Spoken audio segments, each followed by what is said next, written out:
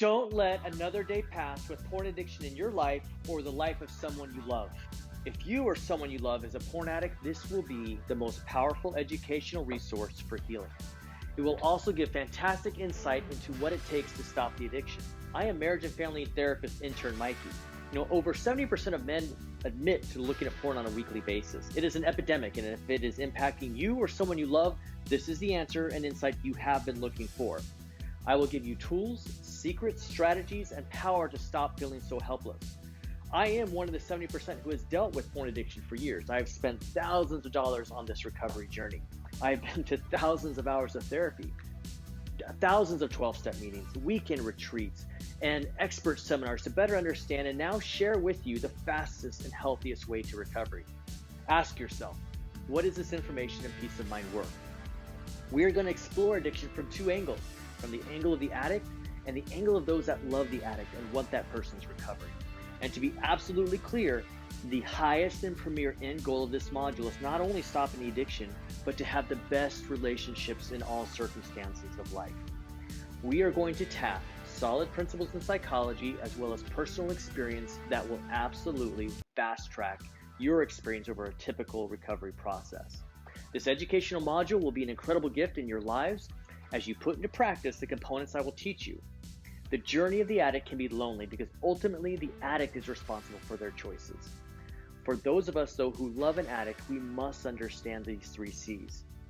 We didn't cause it, we can't change it, and we can't cure it. So I invite you to follow the link to take this course. And like all of my courses, I take the information that you would receive in a therapy session and I button it up in a nice package that you can review and digest and then decide what are the best next steps to proceed. Our courses are fast-paced, and I will cram $500 worth of 3 or 4 therapy sessions into one course. But you don't have to invest so much of your time as you investigate the benefits. I give it to you for the low cost of $99. I'm sure you may have fears or hesitation about engaging in therapy. Will it help? Will I like my therapist? Is it worth the cost? Will I be asked to talk about things that just make me feel worse? Now you can get all those questions explored for the low, no-risk price of $99. If you take the course and do not feel that it was an incredible value and you got the value you were seeking, I will happily refund the cost. I insist as well that you explore my other courses available now and coming soon at mambrosia.com or available as well at menneedtherapy.com. I look forward to it.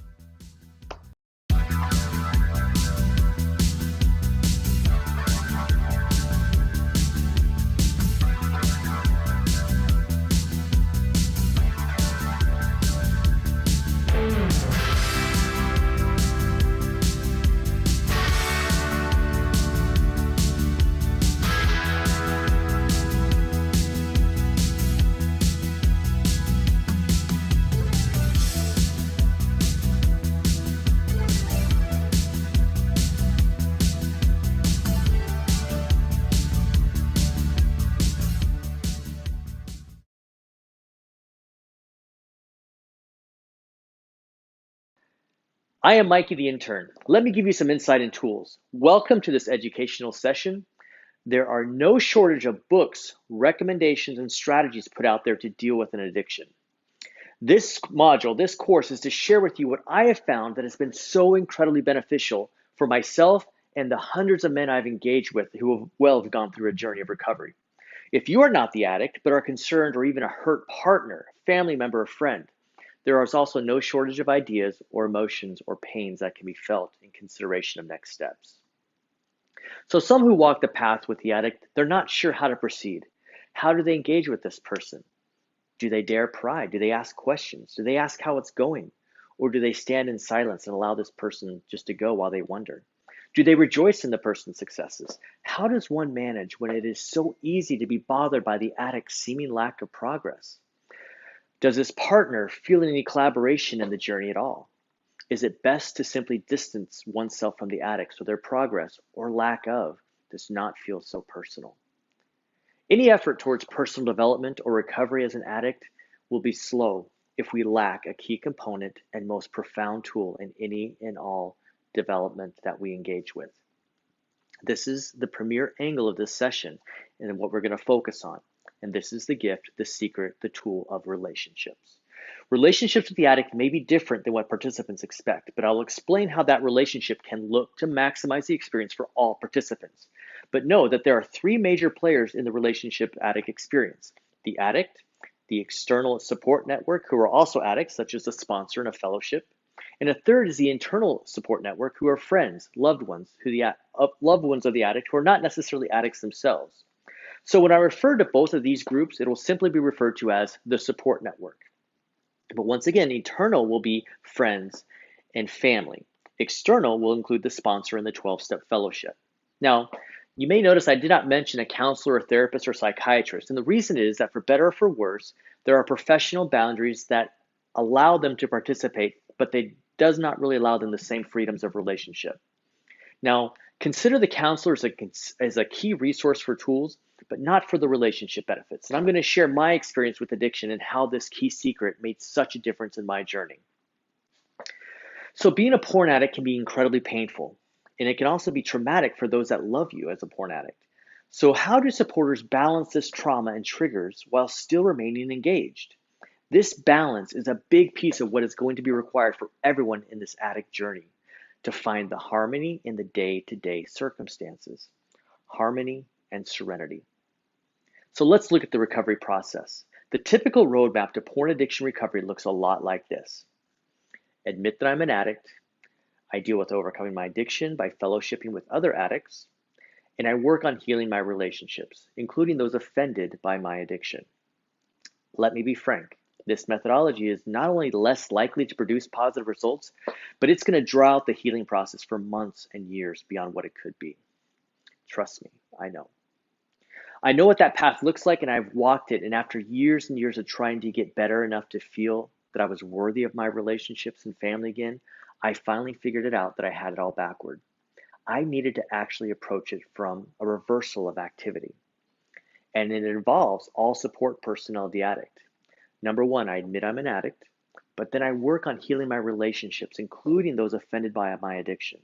And then I deal with overcoming my addiction by fellowshipping with other addicts. Relationships require engagement from all members of the relationship. No one can stand back and be an observer. That is no longer a relationship. Engaging in all this relationship may be really difficult, but if you can get your head around the beneficial engagements from all parties, it can be exponentially a fast track to the progress. A deep awareness came when in the middle of my addiction journey, I was simply at an incredibly low spot. I was burdened under a wet, smothering blanket of reminders that I was just a disappointment to people around me. My internal support network were really poorly trained on how to support me as an addict. I had so many friends and family who loved me, but would also constantly remind me and express to me their unmet expectations, their disappointment in me if I had relapses. And not just disappointed, but their engagements with me. Their relationships with me would change if I was not successful in my efforts. These internal supports included my wife, my family, even my clergy and church associations. They let me know on no uncertain terms how much I'd failed my family and disappointed God. I was in a very fragile relationship that cracked every time I did, and that was draining on me. It was absolutely debilitating to find myself unable to feel worthy of love. I was surrounded by people who I felt I was constantly disappointing. And then a dear friend shared this quote. It says, "Go and love someone exactly as they are, and then watch how quickly they transform into the greatest, truest version of themselves. When one feels seen and appreciated in their own essence, one is instantly empowered." At this stage of my life, my essence included my addiction. I was not seen and appreciated in my own essence, and that needed to change.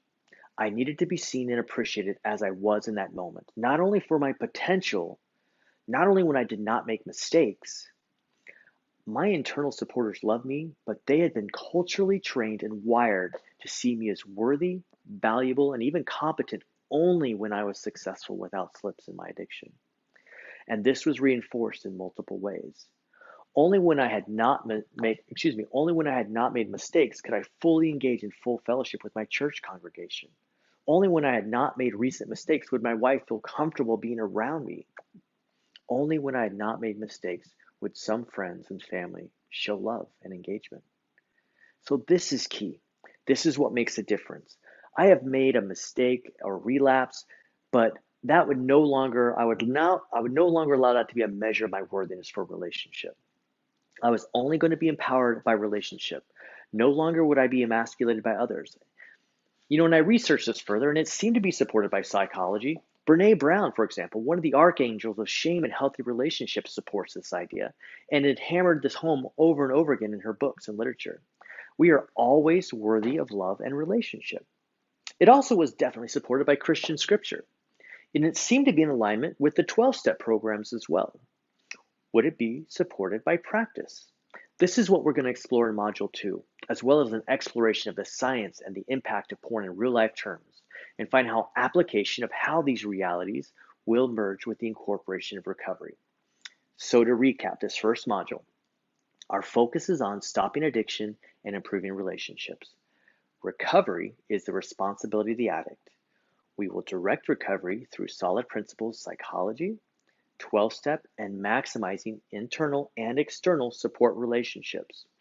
So take what we have discussed, and for your first assignment, write out members of your internal and external support networks. And then think about the support you are fed by these people. Does it empower you with confidence, or does it feel belittling? Consider ways to look at surrounding yourself with those who can truly come aboard and support you for the journey. And if you are one of the support network, consider your role and what might be being communicated and expressed. We look forward to connecting with you in our next module. We will look at the next steps for managing these relationships, as now we can see what is healthy for everyone involved.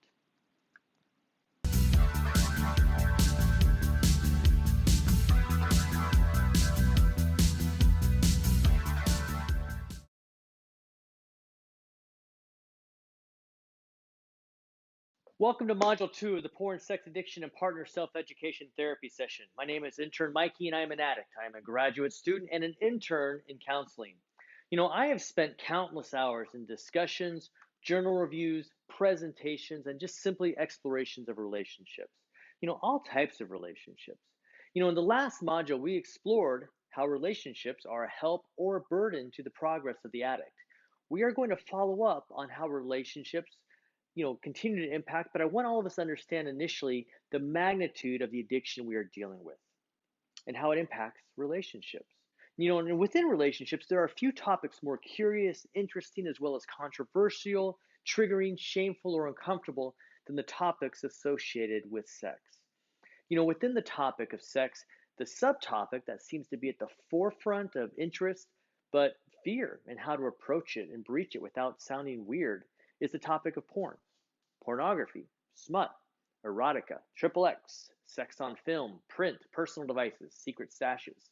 We often consider porn as part of a seedy underbelly of society, hidden and secretive, perhaps only engaged in by a select few of undesirables. How common is porn in our world? If you review the most popular Google searches, this is what they are in this order: Facebook, YouTube, Google, Gmail, Hotmail, XNXX, Xvideos, Amazon, Translator, XXX. So 3 of the top 10 are related with porn. It's the most popular search beyond Facebook and email. Why number 3 is people Googling about Google, I can't explain that one, but whatever. But it's even more than Amazon, so think about that. Now, what are the most visited sites, not just searched? Here they are in order: Google, YouTube, Facebook, Twitter, Wikipedia, Instagram, Baidu, which is the Google of China, Yahoo, Xvideos, Pornhub. So the latest data research has fluctuations, but the average rate of monthly pornographic use by individual men who are even willing to claim they look at porn is 70%. Teenage boys is significantly higher. Most experts think it's probably even higher than the posted stats because of the shame of claiming use of porn. So here's the controversy. Porn is everywhere. Some claim porn is bad. Some claim impact is negligible. Some claim even if it is bad, it's a personal choice. So here's some more information for you. Here's some feedback from addicts.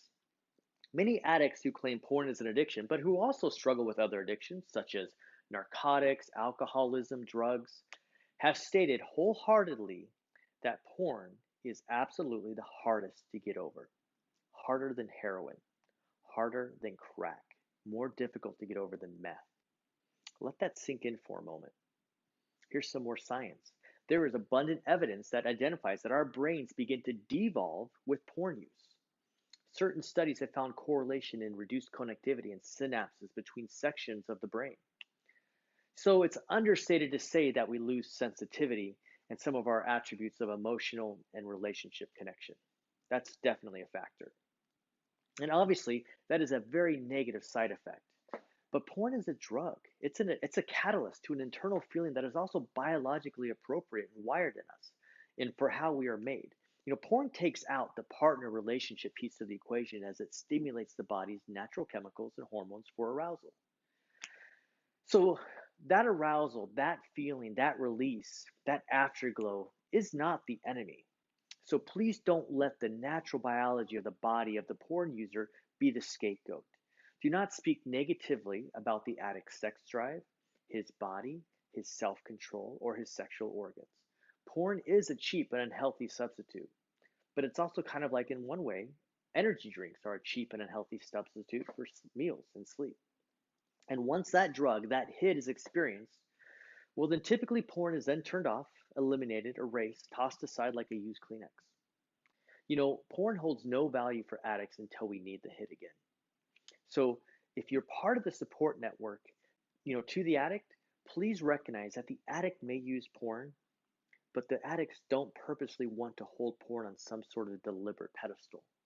We may forget or push aside the value of our relationships in the midst of our cravings, but ultimately, we are looking to esteem and prefer the idea of connection much more than a cheap, quick hit. But we are addicts. We will not always act how we actually want to feel. The high and the released dopamine is incredibly powerful and addictive, obviously. And that arousal, especially if followed up with the climax, has a lot of secondary benefits. We relax. It fills us with euphoria. It gives us sleepiness and a high that, compared to other drugs, has much less side effects. So whether you are a user of porn or love someone who does, I share this data so that you can see and understand just a bit about the allure of porn as a drug. It is not uncommon as a partner to feel incredibly hurt and even traumatized by the use of this cheap substitute for affection and connection. But if you're the partner, try to take a step back and recognize it is not a personal attack or a statement on how the addict sees you. I know for some of you the pain has been immense. The trauma is real. Broken-hearted parents, lovers, girlfriends, partners, etc. What I'm about to share is in no way justifying its use, but let's look at the big picture here outside of the emotional impact. If at a minimum 70% of us are engaging in the exploration and participation of this experience, obviously non-users are either in a minority or lying about its use. Most people use it. And even if you left your partner because of use, most any other new partner you could find would also likely struggle with use. Some may say that they are religious and they're Christian, and within the religious or within the religion, there's a much higher likelihood of finding partners who do not use porn. But before you jump to that conclusion, consider this following reported statistic. The hyper-conservative and religious population membership of the Church of Jesus Christ of Latter-day Saints, they're called Mormons or LDS, have incredibly strict and high moral standards. Pornography use and masturbation are specifically identified as sin and unacceptable amongst membership. The flagship LDS-owned newspaper called Church News, which is one of the largest publications in the state of Utah with thousands of subscriptions, including some thousands of subscriptions outside the state as well. Church News published an article a while back that stated the previous mentioned statistic that that more than 70% of men ages 18 to 34 visit pornography sites on the internet in a typical month. But it also said that, quote, we suspect that the LDS community is not any different from the rest of society when it comes to prevalence or magnitude of sexual addiction. Close quote. My personal experience in the addiction world is that most of the individuals I came across attending 12-step groups, if they associated within a particular denomination or faith, were primarily Christian. Jana Rice, a well-known faith and lifestyle researcher, she wrote an article that had explored a statistic that identified that use among Christians was even more impactful and impactful to self and a relationship than the secular user or the non-faithful user, due to the moral and the zero tolerance standard of Christianity. She said that use by Christian believers can exacerbate psychological and marital problems, including a belief about one's relationship with God, one's personal value in front of God. I quote her saying, "Some start to wonder if they were ever truly saved in the first place, rather than face the prospect of willingly violating those moral values that are most sacred to oneself and community. Some decide and drop out of the fold." So the problem is use. Okay, I get it. But perhaps a bigger problem is the self-loathing and self-deprecation on those who feel that they are no longer good if porn is their struggle. So if porn use is this prevalent, perhaps we can just put a pause on that judgment on those that use it for a moment. This is a big ask. I get it. I am not asking you to love it as if it's a vice that you support or you support the industry. But what I am saying is that through the demonization or the animosity towards an individual who is a user, that not only has a 0% success rate in being a positive influencer for stopping use, but it creates shame, influences discord, and encourages dishonesty within the user. If this is not sunk in yet, let me be very clear. Porn use, although not desirable, should not be really a huge surprise in a partner. It is unfortunately relatively common.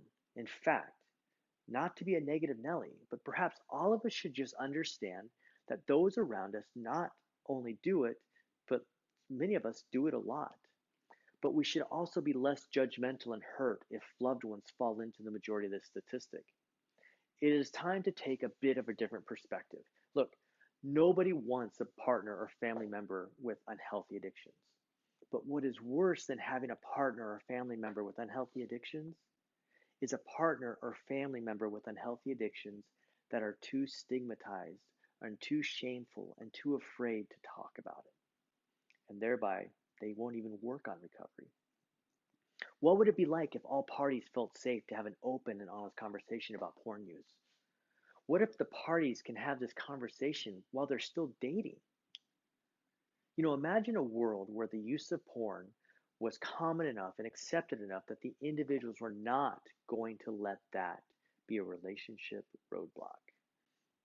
At the same time, both in the parties can healthily agree that it would be wise to work towards elimination of this vice in their relationship.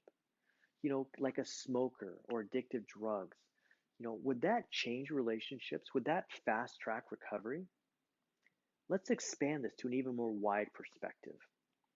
What if all members of society are given the statistics and expectations that porn use is very likely to be an issue with either your husband or your father or your son, daughter, brother, or all of the above? So surprise or disappointment or trauma of discovery now becomes limited, if not completely eliminated. What would that conversation do to impact and affect the trauma that otherwise occurs when a partner has every expectation or belief that their husband, boyfriend, or son isn't a porn user, that they're the exception to the rule? If they kind of assume that from the get-go, unfortunately, the trauma would be minimal, if not cease to exist. What if porn use was so discussed or understood so openly that the discovery of porn use in a partner was similar impact to finding out that a partner secretly plays video games late into every night? Not necessarily a desirable feature, but not nearly as traumatizing as porn may be in current society. Once again, let me be clear. I'm not on the side arguing for porn promotion. I am on the side, though, of healing relationships in whatever way is most realistic. We start recognizing that if unwanted porn is part of a relationship, that does not in any way have to mean the relationship is doomed. What could that do for our marriages and families that otherwise break up due to porn and the trauma and the feeling of being betrayed? I get it. This is a heavy philosophy that may take a bit to ingest, but consider, what is the end goal here? Are we aiming for two perfect people in a relationship that finds stability based on an idea of maintaining perfection? Or is a better goal two imperfect people in a relationship that is stable and based on transparency, communication, honesty, and working together unified in any challenge. As we all have to be patient and give grace to the undesirable characteristics in each other, is porn and its side effects perhaps something our friends and our family are just going to have to get used to? Can it be something similar to getting used to the smell of cigarettes on our clothing or hours of absence during social engagements because someone may be video gaming? Are those fair comparisons? Consider this. We are all struggling with something, are we not? Gossip, envy, alcohol, lust, anger, judgment. The list goes on and on. Do we have enough personal experience with our own struggle that to a point that we can accept and love each other and have engaged, fulfilled lives in spite of addiction, weakness, or undesirable habits? I fully embrace that if we could eliminate porn from our lives and loved ones' lives and be free from it altogether, that is an ideal end result.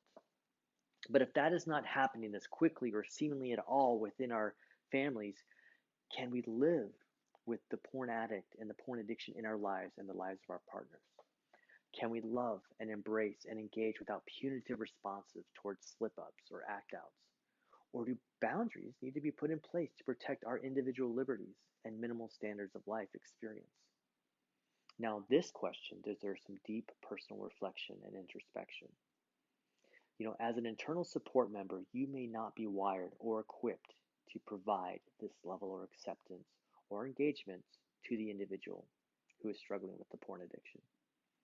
It may be such a deep running strain of disdain towards the actions of the addiction that it actually crosses over into how you will feel towards the addict. Recognizing how this feels in you and recognizing your willingness to actually, allow those elements into your ecosystem is where we kind of come to this fork in the road. Can you be in a relationship with this person that is engaging and supportive to that person, knowing that their progress may ebb and flow, but still loving them and keeping them close without question because you choose to? So as we wrap up the second part of this module, I want to share with you a story. It is a biblical story, but whether or not you are biblically or religious, I think you'll like the impact. So biblically, the story of Adam and Eve, whether or not you are a believer in the Bible, I think the moral of the story will apply to you in reference to what we've been discussing so far in this module. So according to the story of Adam and Eve both were the first individuals that God put on the earth. And they lived together in this Garden of Eden, which was a perfect existence, a perfect place. And they were given a few different rules as residents in this Garden of Eden. One of the rules was, do not partake of the tree of the knowledge of good and evil. Do not take of the fruit. The other one was to multiply and replenish the earth. And so at some point down the road, after being in the garden for a period of time, Eve was tempted to partake of the fruit of the tree of knowledge of good and evil. And as she decided to go ahead and do that, she realized that she had sinned and she was going to be kicked out of the garden. Well, she approached Adam to partake of the fruit as well, and Adam was hesitant. Adam knew it was not allowed. But Adam came to a point where he had a decision to make. If he was going to obey God's rules, he was either going to obey the rules by staying with Eve so that they could multiply and replenish the earth, or not stay with Eve, but not partake of the fruit. So he had basically a choice of sins. He had a choice of behaviors he was going to pursue. And it's one of those no-win situations. If you're trying to stay perfect, there's not a way to win. You just can't control the decisions of the other person. But what Adam did is so profound in regards to the idea of a relationship dynamic, because what Adam did is he chose Eve. He chose the partner. He chose to stay in the relationship. He chose to maximize the relationship experience. Why I think that's so significant for all of us is that maximizing and choosing the relationship should always be first and foremost. The relationship, whether it's with a family member, whether it's with a spouse, whether it's with a parent. Do not stay or do not pursue or do not engage in situations that are abusive, that are toxic, that are unhealthy, that are manipulative. I get it. There's exceptions to the rule. But if there's attempts and efforts and a belief system that is shared and the desire is uniform of what they want to accomplish and what the goals are, then the relationship is worth it. It is worth sticking with the person, sticking with the family member, sticking with the partner, the lover, the brother, the son, the daughter. So on that note, I want to go ahead and close this module. I think you've gotten some great information on this about how to consider the relationship, consider addiction, and how it's impacted the world around us, and to not to change our belief system of whether it's good or bad, moral or immoral, but just get a better ability to embrace and accept someone who struggles within that issue, with that addiction. So on that note, we will conclude this module. We will see you in the next module, and we'll go from there. Thank you.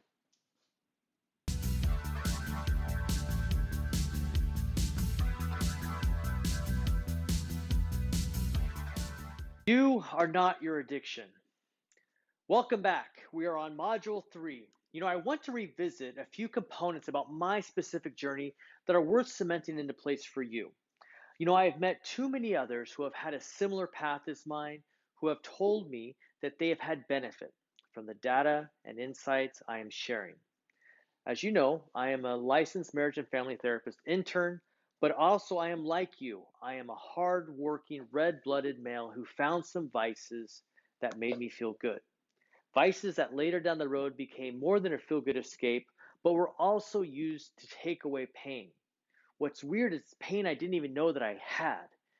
Down the same road I found it, this was also used as a cure for boredom and became a cure for loneliness. And when I had insomnia, and then it also worked when my partner was not interested in intimacy.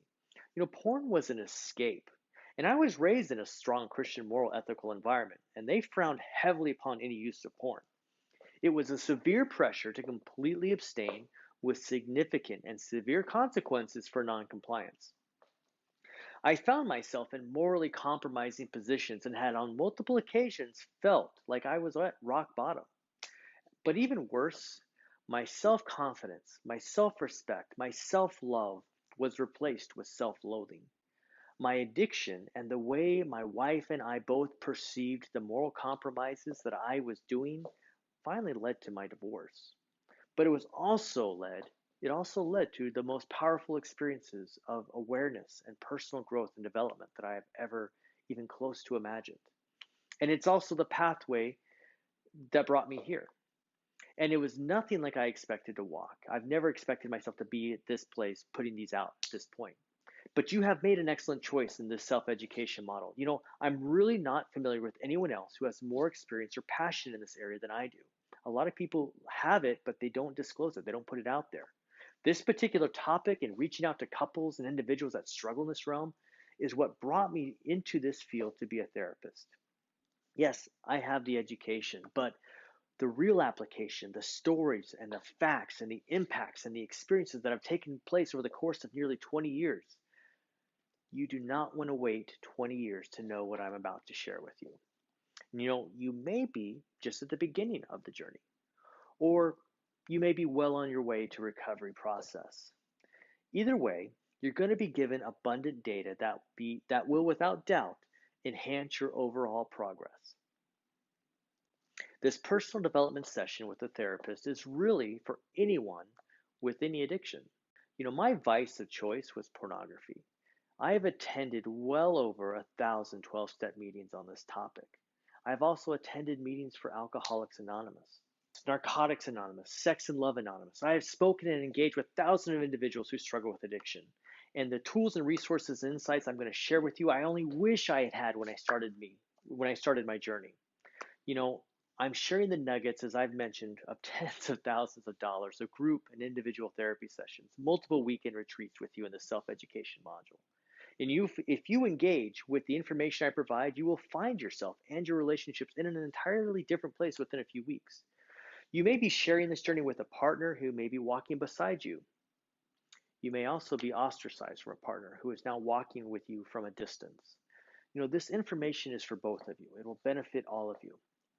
But I will warn you, outside of being mature content, there's a lot of data and research and information that may offend some sensibilities. The science may not line up perfectly with an individual's beliefs and faith. I will fully try to explain the cracks and chasms between the two, but I want to ensure that there's clearly no intent to discount any faith-based expectations on behavior. At the same time, sincere clergy and faith-based counselors have given no shortage of well-intended but poor advice and counsel that has questionable religious reference. What has been found, though, is that some repeated advice consistently produces undeniably poor results for the addicts, for improving behavior, especially associated with sex addiction. Much unfortunate advice is more reminiscent of shaming and creating unrealistic expectations that lead to deep feelings of self-loathing. So within the ecosystem of this topic, there are legitimate feelings from family and partners within the relationship as they have felt traumatized, victimized, or otherwise betrayed. Dealing with those feelings and emotions, it's going to be referenced. It's not going to be addressed in the depth and breadth justified, but we will do that on another set of modules. But within the reference now and throughout this module, I fully acknowledge and recognize the destructive impact and long-term effects that addiction can have on a partner. At the same time, resolution and peace within the journey can be more accessible than perhaps you thought possible. As I review the data and studies and experiences of real individuals, it may offend that some of the experiences or feelings of others may not align with where you're at right now. That's not a problem.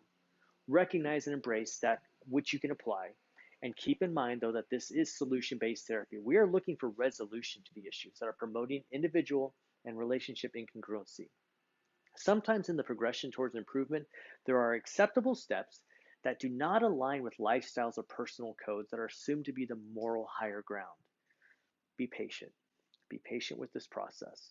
Trust in the idea that for me as the therapist, the highest and ultimate purpose is what maximizes fulfillment for all parties in a relationship. The answer is always movement towards improved personal development that ultimately also improves the relationship. Scores of psychotherapists within the textbooks of counseling theory and practice identify healthy, engaged, and fulfilling relationship as the pinnacle of the overall life experience, not perfection. Let me cut to the chase, though. The ending is incredible. Here's an analogy, if this helps. I love surfing, but being held underwater by a turbulent surf and dying for breath is the absolute worst. Overcoming the burdens associated with living life as an addict is like breaking through this impact zone of getting pounded by the waves and taking these pure, clean breaths again. It's absolutely liberating, and gratitude floods our hearts.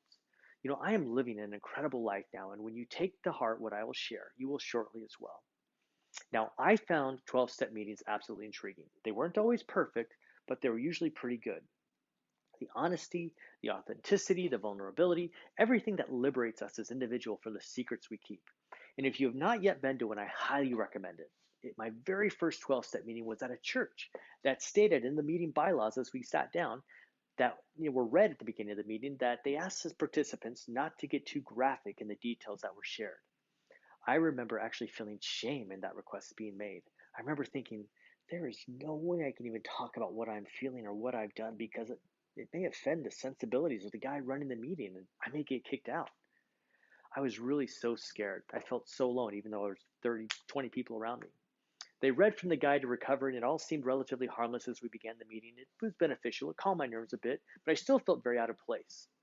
And then the sharing portion started, and my life was changed in an instant. So a 12-step meeting typically dedicates about 2/3 of the meeting to the sharing portion. So after, for example, 20 minutes of an addiction recovery book study, we will be invited by the facilitator or the guy directing the meeting to share, as we felt open to the opportunity. So in this meeting, some bald guy across the table, he just started us off. He said, "Hi, my name is Hugh and I'm a sex addict." Everyone in the room said hello back. And I thought, what? Did he just call himself a sex addict in church? Oh my gosh, seriously? I thought porn was bad enough. He just said sex. Hugh didn't stop there. He said, "I have about 7 hours of sobriety. This morning I looked at porn, masturbated, and didn't tell my wife about it like I committed to until right before this meeting. We have been living separate rooms for 3 months now, but I am back at the house." So at this moment, my mind is absolutely blown. I have never heard such honesty, such transparency, spoken so succinctly. No hems or haws about why he did or excuses or justifications. He did not care what anyone thought of him, and I felt absolute brotherhood adoration towards him in that instant. He was a rock star to me. He was the guy I wanted to be when I grew up. And every time I had ever opened up to someone in the past about looking at porn, it was to confess, and I would receive some type of punitive consequence or tongue lashing. My history was that in order to minimize this expected personal beating I would get for mentioning that I was struggling with a porn, it was an excuse or a solemn promise never to do it again, and that it was just an unexpected slip up. But here he was. No excuses, no sugarcoating. And I basked in that energy and awareness for the remainder of the session. So in 12-step meetings, most will typically have the opportunity to share, which is essentially a 3 to 5 minute check-in, or otherwise provide an authentic accounting of your most recent experience in the addiction process. So when the opportunity came up for me to speak, I fumbled out the words that I was an addict. It was my first meeting, and I said something to the effect that was probably the understatement of the year. But I said I really appreciated what Hugh had said. But I had to be careful about speaking too much about what anyone particularly says, because in the meetings that's called crosstalk, which is frowned upon.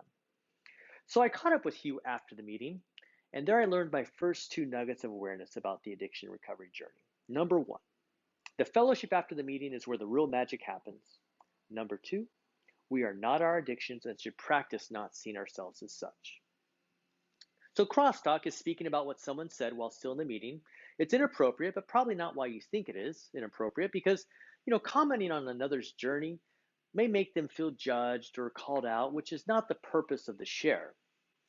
But bigger than that, the primary benefit of a 12-step meeting is to set you up with a network, a fellowship, good everyday people who sin like you sin, and they want to talk without shame or judgment about what works and what it's like. So leaving right after a meeting is like filling up a cup with a hole in the bottom. You get a lesser portion of the benefit that was available for you. You hear their shares, but you don't get to know the individuals behind the shares, and you don't get to develop that relationship. So how do you do this? It's as simple as this. Find a person or two who said something during the meeting that resonated with you, and as soon as the meeting is over, go to that person and tell them how their comments touched you. Simple human connection, but so powerful. I spent way too many years feeling intimidated or shameful, and many, many times I've never even spoke to anyone. I'd go in and out of a meeting without saying a thing to another person. Don't let this be you. Those after meeting conversations were money in rebuilding my self-worth.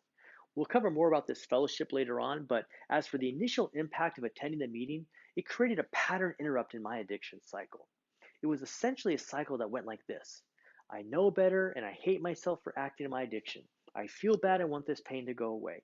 The fastest way to make the pain go away is to act out. I act out. Oh, I know better and I hate myself for acting in my addiction. And on and on. You get the cycle. And I think you can probably relate because I have met thousands who know exactly what I'm talking about. So here's a noteworthy strategy. It falls under one of my favorite tools ever to disrupt unhealthy thinking, the pattern interrupt. So let's go back. Think of it this way. I know better and I hate myself for acting in my addiction. Hugh does what I do and I don't hate him. I like him. Maybe I cannot hate myself because I don't hate Hugh. And we really are the same. Maybe I can start to accept that God and others can see me the way I see Hugh. Boom. Self-image immediately begins to improve.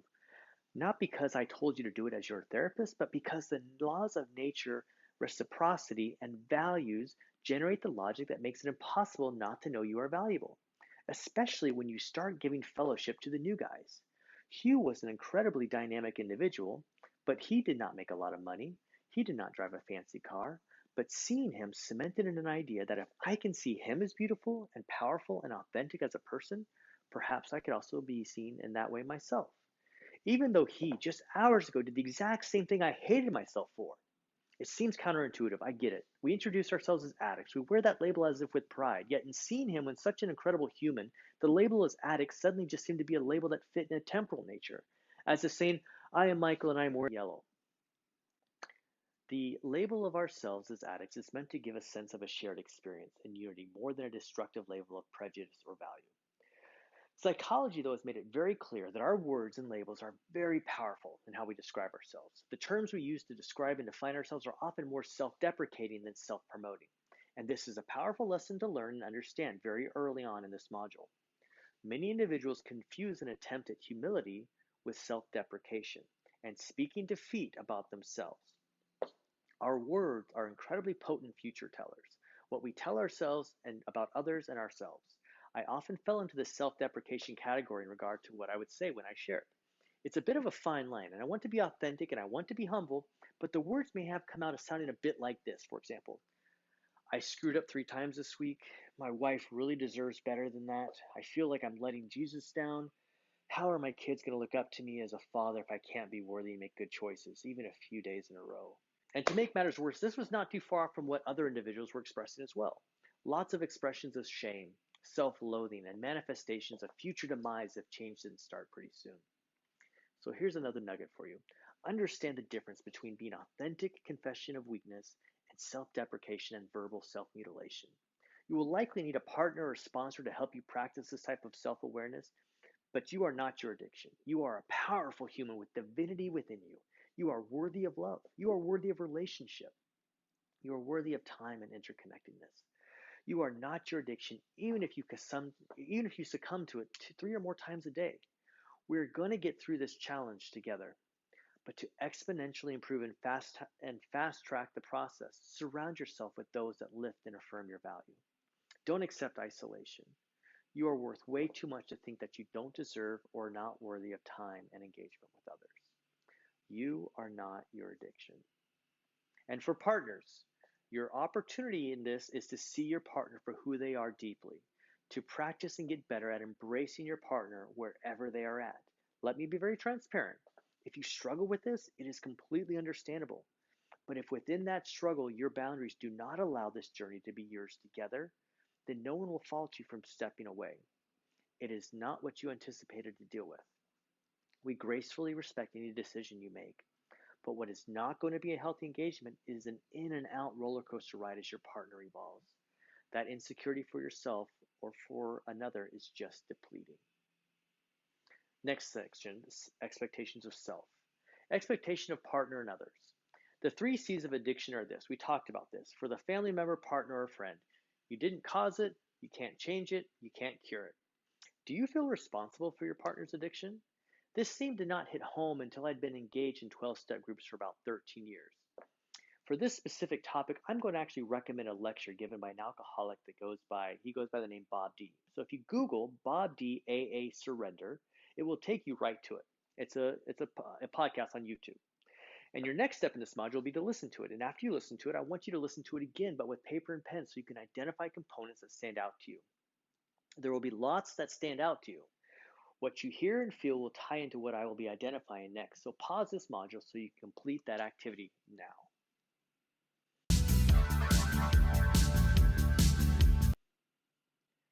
Okay, although some of you love me enough that you want to keep hearing me, I know that some of you did actually engage and listen to the surrender recording, the podcast on YouTube.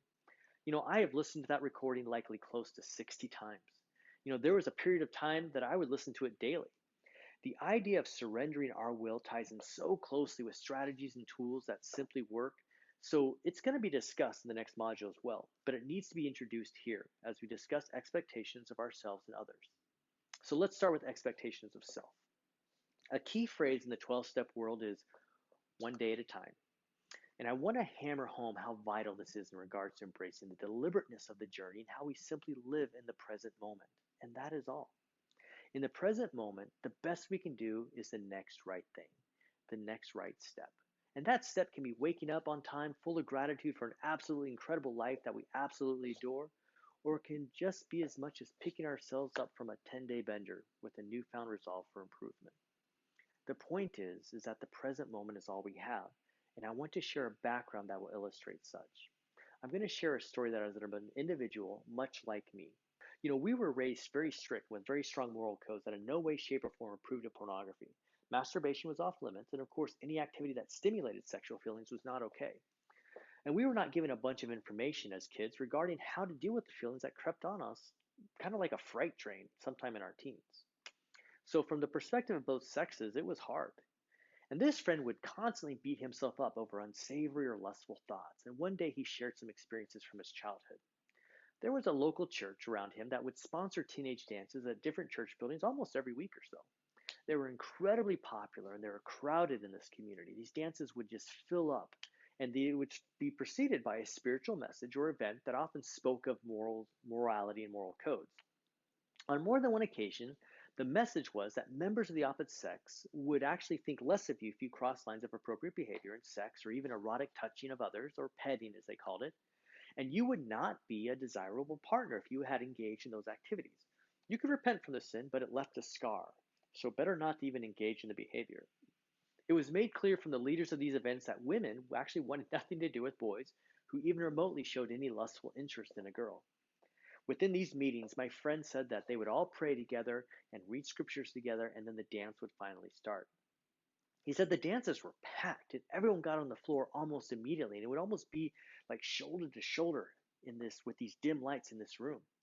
So at some point within the dance, he recalls at age 15 or so, like any average teenage boy who tries not to masturbate very often, he found himself getting aroused during the dance and an erection. He got an erection.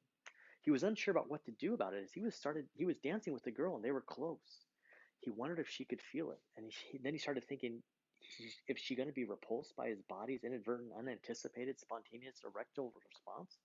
His mind immediately, as he's moving there, went to this place that repeated his leadership, saying that any girl is going to be repulsed by a guy who has sexual thoughts or advances or impure thoughts. But for him, it was just an unexpected erection during a slow dance on a dark and crowded dance floor. He said his mind was going nuts. And all of a sudden, this girl, instead of pushing away, pulled in closer and moved her body against the bulge in his pants. What? He thought, what is happening? This is not what the guy said was going to happen. Why is this girl getting closer to me? And then, boom, before he could even hardly respond, he climaxed right there on the dance floor in his trousers. He and the girl, they finished the dance, and he quickly pulled his shirt tail out to cover up the spot between his front pocket and the crotch. And he and the girl never spoke about it, not ever. But the same girl found him at a next dance a few weeks later and did the exact same thing again. This confirmed to him that it was not a fluke, it was not deliberate. And apparently those leaders were not apparently too astute about teenagers, what they're repulsed by, because this girl did not seem to be too repulsed. Now, this is kind of a funny story, almost like something you may see in a teen movie, but the lesson here is profound, is that we have expectations that are fed to us by parents, peers, media, and multiple influencers. And some of it's very well intended, and some of it's accurate, but some of it's not.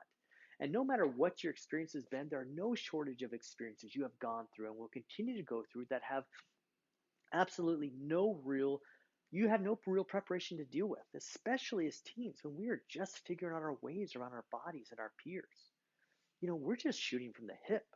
You were just shooting at the hip when you were a teen. You're acting on the fly, doing the best you can. And it's easy to suppose that we should all act in a certain way and that it's obvious that certain choices are right or wrong. But is it? We have rules, we have boundaries, we have standards, we have commandments and laws. But the way we perceive all of these fluctuates individually. We think differently. We are given unique attributes of intelligence in some areas as well as lacking capacities in others. We all may have emotions that unanticipatedly come to the surface, and this may be based on our own history, how we were brought up, media, how we were introduced to, and how we were trained to see the world. And there may even appear due to biological abnormality. The lesson learned here is be gentle on yourself. And this is from someone who was not gentle on myself for much of my own life. And the more I learn about our psychology and how our minds and our bodies function and what feeds our souls, the more I realize that unlimited grace for self and others is not an option. And I want you, for example, to do something. Touch your head right now. Tap the area right above your ear. Let your body feel this. Change in sensory experience for about 10 seconds. And I'll talk about this in other modules, but this is a pattern interrupt. This is imperative that we incorporate a pattern interrupt right now in our thinking, because you may still be reminiscing on the story I shared earlier. So now we're going to go to the reasons why it's so hard not to do what we want to do as addicts. This is actually going to shift the way your mind's working, because we can investigate the biological and physiological elements a bit deeper. And we all have our personal moral code, and we all have ideas in our head that we may justify our excuse. But at any given period, we are subjected to the impulses of behavior or the thought that can quickly change into our mind a horrible idea into a completely logical and good idea. Feel like we could act on in a matter of moments. So many internal components that are subject to our can be modified at any moment. Our brain synapses, they may misfire. Our body chemicals, they can be balanced or imbalanced. What if we're on a medication and it messes with our mind a bit in an unanticipated fashion? What if our sugar balance is off? What if our hormone levels drop just slightly in our bodies? What if any of the thousands of chemical, hormonal, digestive, or physiological elements are just off, just enough? then there are innumerable ways where we are no longer functioning as healthy. In fact, not to be pejorative in the use of the term, but in any multiple of issues, an individual can actually be a little bit retarded of our capacity to behave rationally and think clearly. What about our chemical mind and our emotional response, for example, for women to a menstrual cycle, or for men, the way our minds work and feel when having an unmet yearning that's sexual release, compared to how we feel after we've had sex? Our diet or lack of eating has a deep impact on how we feel or behave or even see logic. You ever been hangry? Then add in a predisposition for addiction or an unfair experience of childhood abuse, trauma, or molestation, or other inappropriate introduction to elements that are difficult to manage by a mature individual, much less a child. If we take this idea and consider the breadth and depth of all the multitude of issues, it could be a real struggle for any of us, if not all of us, to deal. It would be a safe assumption that there is a uniform sense of disadvantage for most of us in any expectation of consistent, pure, or acceptable behavior. In fact, we can even go far as to suggest, as once again, not intended to offend, but as a descriptor, that we at times, have dealt with some level being per the definition of handicapped mentally from our normal, physiologically balanced self. Let that sink in for a moment. We are all in some type of struggle of not having all the tools that would be ideal. We are perhaps more often than we like lacking the privilege of firing on all cylinders. Perhaps all of us, even in the midst of acting out our addiction, are doing the best we can. I know that's quite the assumption. Are we really doing the best we can? That is such a bold assertion, and in so many ways doesn't even seem possible. Even after the exploration and all the possible dysfunction in any of our minds and bodies in the moment, there's still the afterthought of, yeah, but come on, really, is that really the best a person can do? This idea gained traction after being expounded upon by therapist extraordinaire Brene Brown. Brene Brown has written extensively about her journey to embrace her imperfections and pursue authenticity and practice acceptance. And within that experience comes the unexpected declaration that we are all actually really doing the best we can. Really. Take your moment and get your head around that concept because it's a big deal. It suggests that perhaps even the worst in our world deserve a bit of grace, understanding, and compassion. And this should lead, without a doubt, to a heaping truckload of difference of the expectations we put on ourselves, and naturally on others. So let's close out the information in this module with this. Most of us need to openly accept that we are responsible 100% for our actions, but we are also 100% required to give ourselves and others grace. We want our behavior to improve, our addictions to lessen, if not to be completely eliminated, and this part of our lives to move behind us. But it is called an addiction because we cannot stop on our own. We need tools, we need help, and we need to surround ourselves with those that support and believe in the journey, not just those who only want us with the end result. Parents, partners, siblings, children, all of these are great team partners on this journey, unless they are not. And they may not be good partners because of their own struggles, emotions, personal connection with you, or dependence. So as much as it is important to surround ourselves with support, it is just as important to distance ourselves from those who do not, or who cannot. And that may be a hard boundary to place, but who you surround yourself with in this journey makes a huge difference. Keep up the good work. This powerful module will require some digestion, I get it. Think about it, then jump right into the next session. It's gonna rock. You're doing great.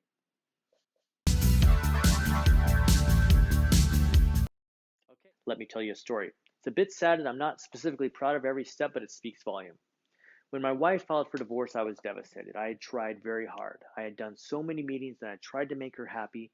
And some of you who have watched my module on relationship secrets may recall the moments that looks like we were healing just before, for example, I received a service that indicated she was ready to divorce me. It was such a toxic roller coaster, and I was scared at the downward spiral would look like if I had no partner to fight for. It was devastating to me, right up to the point where all of a sudden it wasn't, and everything switched. Stick with me while I digress for a moment. My freshman year of college, I dated this gorgeous little specimen who was on a full ballerina scholarship at the university. We shared music tastes, we shared car tastes, style tastes, and I was just smitten with her. What we didn't share was bank account financial common ground, and when I, as a poor college student, created something artsy for her birthday, with a couple other small gifts, she let me know that this gift I had created was not okay. She told me that she felt foolish as she had spent a few $100s on my gifts that she was going to give me for Christmas in just a few weeks. I had never felt so heartbroken. I was almost at finals and I felt like I could barely function. And then one of my bonehead college buddies gave me some advice. He said, Mikey, dude, just go find a hot chick to make out with and it makes all the pain go away, like kiss her. I was very conservative within expectations for relationships and I felt kind of repulsed at this idea. And when my little ballerina girl, she had been so poorly treated by me and my thoughtless gifts in my mind. But 3 days later, in the midst of my angst, I saw this beautiful girl on campus that I actually met during freshman orientation months earlier. I asked her to go out. We did. And I kissed her. And suddenly, everything was okay. The gray disappeared. I don't share this to be trite, but there's some science to this, and there's a significant application of what happened next when my wife, by that point, almost 17 years, announced her interest in divorce. This is the raw and real application of our body and brain chemistry to take away the impulses and pressures to feel or act in ways that are undesirable. As mentioned previously, I was devastated. I was also with zero confidence in ever finding a potential partner who was interested in me. I was a porn addict. Who would want me? Everything I had been fighting to overcome came crashing down in one fell swoop as she filed for divorce. I was so overwhelmed with the personal identification that I was dirty and unworthy, and if this woman, who had been with me for 16 years and also loved Jesus, wouldn't want me, then who would? I seriously felt if I could find a singular woman who was, I don't know, I don't want to say anything negative, but just minimal standards, then could he have a little compassion to even sort of like me and not make me sleep on the couch? That would be amazing. It was a very similar lesson I had learned in my upbringing where I had felt that any inappropriate behavior automatically discounted any interest from any girl who had any sense of dignity, which is very unhealthy. I fortunately at that time was traveling significantly for work with full weeks at various project locations. And by this point, the best I could do with not acting out on my addiction was I'd gone like 6 months, but my average was maybe a couple of months. So sex or masturbation addiction is a bit different than other addictions where complete abstinence is perhaps the end goal. Healthy relations with sex and intimacy was the goal in the addiction I was involved with. And the expectation was that there would be no pornography or masturbation when I was alone. So I show up for work Monday after having flown to my project site after my wife had filed for divorce. And I share this news with my coworker manager, who's also a friend. I said, dude, she filed for divorce. He said, well, go make out with a chick. I was like, stop, dude, seriously? After 17 years of being married, was this acting out of my addiction? I wasn't clear if that was right or if that was actually would cause harm, but I decided, what? I didn't want to feel that anymore. I didn't want to feel lonely and unloved. So those feelings are incredibly motivating to action. And in spite of feeling sad and completely unworthy at this point of love, I took a step and I got on a dating app. Now, there's going to be some in the counseling profession who may be faith-based or who just a counselor may frown on dating apps or try to label them as one thing or another. But as someone with professional experience as well as personal, let me be very frank. Dating apps are exactly what you want them to be. They can be something that takes you down a path you like or manifests. But most important, I cannot stress this enough, it is a pathway as well to the greatest non-supernatural gift we have in this world, and that is the gift of connection with another. Sharing conversations, sharing spaces, sharing ourselves. The greatest tool for healing, happiness, joy, and satisfaction in life is our relationships. And I needed to feel that I could be connected to another. I had primarily for the past 10 years felt shame, unworthiness, and rejection. And you may be familiar in this note of the longest human study ever performed. It was done by Harvard University, and there's a very popular TED Talk on this study and the results. It's fascinating, and I highly recommend it. But what the study and the TED Talk concluded with is the primary takeaway from this story is this. The only consistent factor in maximizing our overall health and happiness was having fulfilling relationships with others. Not perfect relationships, but engaged relationships that drew us in rather than isolate, push away, or otherwise judge and reject. This is a key component to not only finding the alternative joy that removes the yearning and the pain associated with addiction, but also health and happiness in all other aspects of our lives, human connection and relationship. And it was not in my marriage. But in the dating apps, I started to find it. Now, I won't go into all the details at this stage of the breadth and depth of the individual I met over tacos or at a coffee shop or wherever, but let me just focus on 2 points. Most of the individuals I met, when I shared about my past and my addiction, were completely compassionate about it. They were not deeply hurt by my behaviors, and they saw no block or red flag at being a minimum friends. And within this engagement, I also found that as my confidence was practiced and expanded, my preconceived notion of who may like me or accept me was incredibly short-sighted. But here's the more interesting part. Within my newfound freedom and outreach and actual conversation, I didn't feel judged or marginalized by my addiction. I suddenly found myself going days, weeks, months with little thought of porn. I had little desire for what I had been having almost an impossible time engaging with for years prior. This human connection key was unlocking this chain of addiction pull. And by this stage of my life, I was in better shape mentally, physically, emotionally than I'd been in for years, even though my divorce was happening and my family was figuratively being pulled apart. And for all intents and purposes, I should have been in a low and dumpy place. But I wasn't. I felt more powerful and loved and blessed and grateful than ever. The irony of feeling so connected to others while so much was collapsing around me was not lost on me. But at the same time, I was never in a stronger place to be resilient to the messiness of divorce. I was not perfect by any stretch, but the gift of human connection was mine, and I was reaping the fruits of it. So lesson learned, do not underestimate the power and value of human connection in our lives, and not just brotherhood, but holistic relationships of all types that nourish our souls. And if we are in a place as addicts where it is lacking, or we are surrounded by those who don't help us feel fed and nourished and are powerful in our present place, then consider some environmental changes. And if you as a supporter of the addict find it hard to engage in the ability to nourish and love that person, then accept that is where you are at this point. No argument, no justification. The addict will respect that you are as well in a journey and will give you grace. We all need grace. We all need authenticity. I hope you have felt insights during this portion of the module. There is a quote that I shared at the beginning and I want to share with you again.